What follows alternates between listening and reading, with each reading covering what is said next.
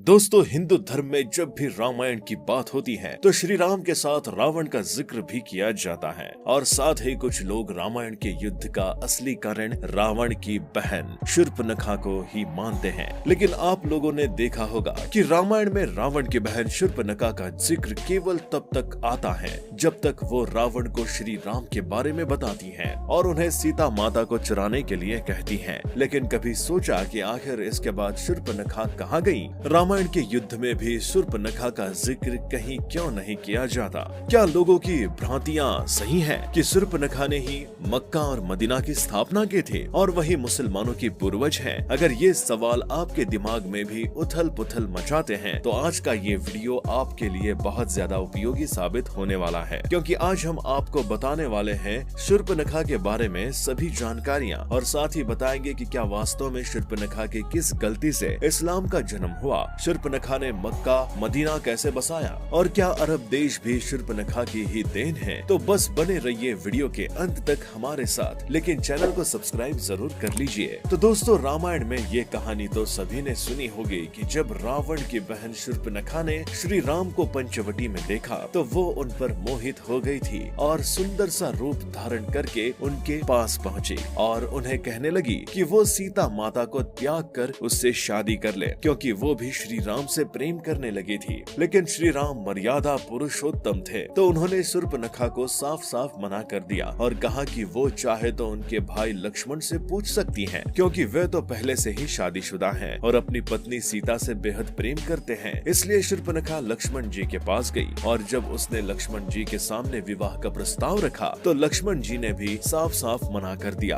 इसके बाद शूर्पणखा दोबारा से श्री राम के पास गई और सीता माता के बारे में बुरा भला कहने लगी और सीता माता को मारने के लिए उन पर वार करने लगी। लेकिन लक्ष्मण जी माता सीता को अपनी माँ मानते थे और अपनी माँ का अपमान होते हुए नहीं देख सकते थे, इसलिए उन्होंने सीता माता को बचाने के लिए शूर्पणखा के नाक और कान काट दिया। नाक और कान कटवाने के बाद शूर्पणखा क्रोध की अग्नि में जलने लगी और अपने भाई रावण के दरबार में आई। उसने रावण को सारा वृत्तांत बढ़ा चढ़ाकर बताया और सीता माता को हरण करने की सलाह दी। इसके बाद रावण ने सीता माता को चुरा लिया। लेकिन इसके बाद पूरी रामायण में शूर्पणखा कहीं भी दिखाई नहीं दी। तो क्या आप लोगों ने कभी सोचा कि आखिर शूर्पणखा गई कहाँ? तो दोस्तों, अभी हाल ही में डिज्नी हॉटस्टार पर एक एनिमेटेड मूवी में देखने को मिली जिसका नाम लेजेंड ऑफ हनुमान है, जिसमें शूर्पणखा के बारे में बताया गया कि सीता माता के हरण के बाद शूर्पणखा को प्रकृति ने बंदी बना लिया और अपनी कैद में रखा। लेकिन आपको बता दें कि ये सरासर गलत था, वास्तव में ऐसा कुछ नहीं हुआ था। तो आज हम आपको बताएंगे कि वास्तव में शूर्पणखा के साथ क्या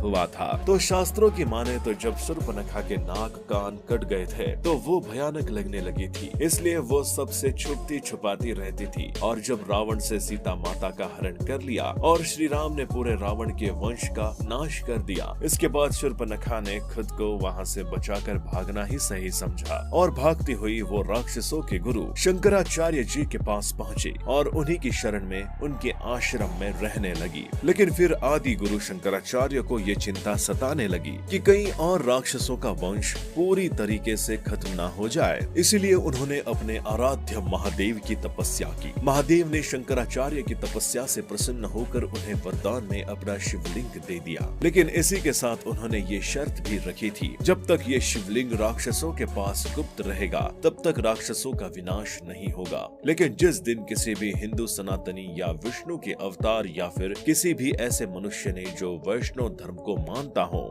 इस शिवलिंग पर गंगा जल अर्पित कर दिया तो उसी समय राक्षसों का पूरा वंश नष्ट हो जाएगा। इसीलिए राक्षसों के वंश को बचाने के लिए आदि गुरु शंकराचार्य ने उस महादेव के शिवलिंग को संसार में सभी हिंदुओं से दूर एक रेगिस्तान में स्थापित कर दिया। तो दोस्तों, अब तो आप समझ ही गए होंगे कि हम किस शिवलिंग की बात कर रहे हैं। जी हाँ, सही समझा आप लोगों ने, हम उसी शिवलिंग की बात कर रहे हैं जो इस समय मक्का और मदीना में स्थित है, जिसके बारे में ये धारणा है कि मक्केश्वर महादेव के शिवलिंग पर जिस भी हिंदू ने एक बूंद भी गंगा जल का अर्पित कर दिया तो इस सृष्टि से मुसलमानों का अंत हो जाएगा। तो राक्षस और मुसलमानों में आखिर संबंध क्या है, चलिए ये भी बताते हैं। तो दोस्तों, आपको बता दें कि इस शिवलिंग को स्थापित करने का सारा कार्यभार आदि गुरु शंकराचार्य में शूर्पणखा के हाथों में सौंपा था। अब शूर्पणखा नाक कान कटने की वजह से अपने चेहरे को हमेशा छुपा कर रखती थी और इसके बाद उसने कई संतानों को जन्म दिया और वही संतानों ने आज मुसलमानों की परंपरा को आगे बढ़ा रहे हैं। अब क्योंकि शूर्पणखा अपने चेहरे को ढक कर रखती थी तो मुसलमानों में यही बुर्का प्रथा बन गई और यही वजह है कि सभी मुस्लिम महिलाएं आज तक अपने चेहरे को ढक कर रखती हैं और बुर्का पहनती है। तो मक्का मदीना में महादेव का जो लिंग स्थापित है इसकी रक्षा खुद शूर्पणखा किया करती थी और यहाँ पर हिंदुओं का जाना सख्त मना था। बात करें त्रेता युग के बाद द्वापर युग की, तो द्वापर युग में भी शूर्पणखा के वंशज विद्यमान थे और इन्हें इब्राहिम धर्म के अनुयायी कहा जाता था और इसीलिए मुसलमानों में शुक्रवार के दिन का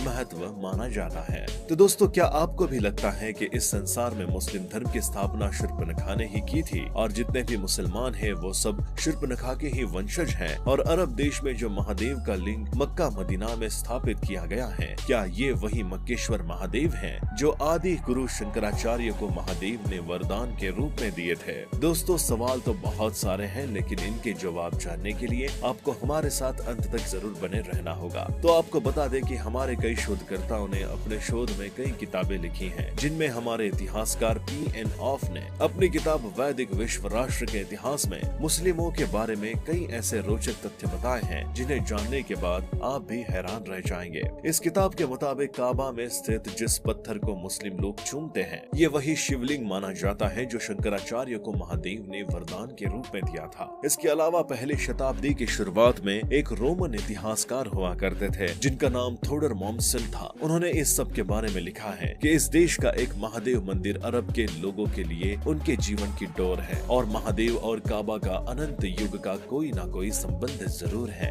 साथ ही अगर आप पंडित विक्रांतिश की लिखी हुई पुस्तक राम अवतार चरित्र में वर्णित युद्ध के अलग अलग प्रकरण को पढ़ेंगे तो आपको पता चलेगा कि मक्केश्वर शिवलिंग का वर्णन कितने ग्रंथों में किया गया है। इससे ये साफ साफ जाहिर है कि इस ब्रह्मांड में मक्केश्वर शिवलिंग आज भी मौजूद है, लेकिन साक्षात रूप से इसका जिक्र कहीं पर भी नहीं किया गया। पंडित जी की कथा में ये वर्णन किया गया है कि लंका के राजा रावण महादेव का बहुत बड़ा भक्त था और उसमें महादेव की तपस्या करके एक शिवलिंग महादेव से वरदान के रूप में मांगा था, लेकिन महादेव ने शिवलिंग को देते समय रावण से कहा था कि इस शिवलिंग को तुम जहाँ पर भी रखोगे ये वहीं पर विराजमान हो जाएगा। रावण जब शिवलिंग को लेकर अपने विमान में जा रहा था तो उसे बहुत जोर से मूत्र त्यागने की इच्छा हुई, इसीलिए उसने अपने विमान से उतरकर शिवलिंग को वही जमीन में रख दिया और ये शिवलिंग वही स्थापित हो गया। इसके बाद रावण ने अपनी पूरी क्षमता से शिवलिंग को हिलाने की कोशिश की लेकिन अपनी जगह से नहीं हिला और ये जगह ही आज मक्का और मदीना के नाम से प्रसिद्ध है।